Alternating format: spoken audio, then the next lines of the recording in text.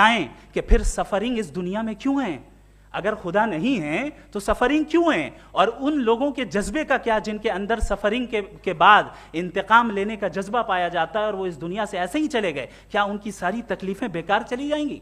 अब आ जाएं उसी एग्जाम्पल की तरफ कि बॉल, मुझसे अगर कोई पूछे इस बॉल को किसने बनाया और या इस एक्सपेंडेड बॉल को किसने बनाया, मैं कहूंगा कि चूंकि ये यूनिवर्स और इस यूनिवर्स की तमाम चीजें कॉन्टिंजेंट हैं। कॉन्टिंजेंट होने का मतलब ये होता है कि जो अपने एग्जिस्टेंस पे किसी के ऊपर डिपेंड करती हो, तो जाहिर है ये यूनिवर्स कॉन्टिंजेंट है। और अगर कोई चीज कॉन्टिंजेंट नहीं है तो मैं रिक्वेस्ट करूंगा कि मुझे दिखा दें कि कौन सी चीज यूनिवर्स में कॉन्टिंजेंट नहीं है, हम भी जरा गौर कर लें और हम भी देख लें।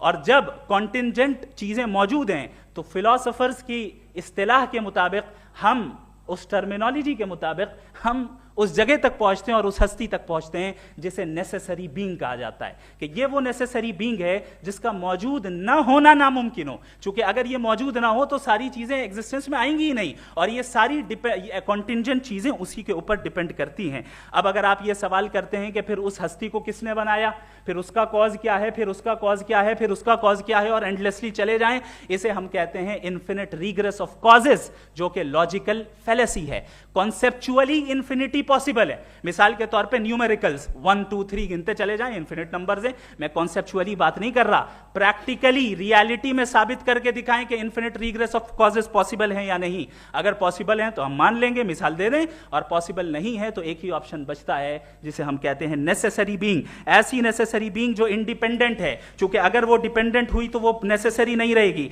ऐसी इंडिपेंडेंट बीइंग जो इटर्नल है, अगर वो इटर्नल नहीं होगी, उसकी बिगिनिंग होगी तो वो खुद कॉन्टिंजेंट है। ऐसी बीइंग जो पावरफुल है, क्योंकि कॉन्टिंजेंट को एक्चुअलाइज करने के लिए पावर चाहिए। ऐसी बीइंग जो इंटेलिजेंट है और नॉलेजेबल है, क्योंकि ये यूनिवर्स स्पेसिफिक फॉर्म और स्पेसिफिक लॉज ऑफ नेचर के तहत प्रिसाइजली चल रहा है। थैंक यू मुफ्ती साहब। मैं इन दलीलों के बाद जावेद अख्तर साहब से गुजारिश करूंगा, आप बैठ के बोलना चाहेंगे या वहां? जी।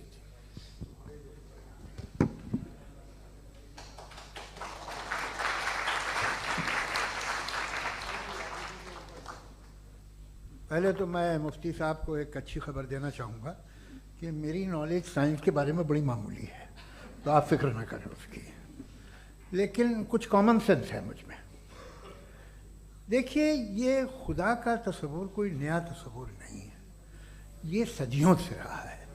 ये कुछ रिलीजन 3000 साल पुराने होंगे, 4000 साल पुराने होंगे, लेकिन इंसान कोई 10,000 12,000 साल से एग्जिस्ट करता है होमोसेपियन की शक्ल में, और हमेशा